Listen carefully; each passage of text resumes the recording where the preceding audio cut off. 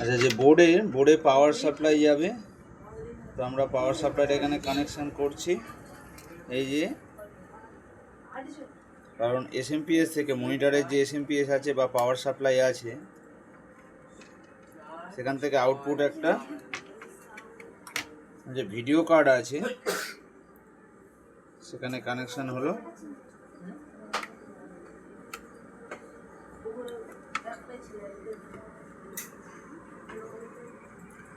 আর এটা প্যানেলের হবে।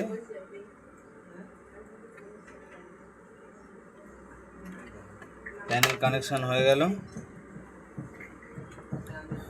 এটাকে আমরা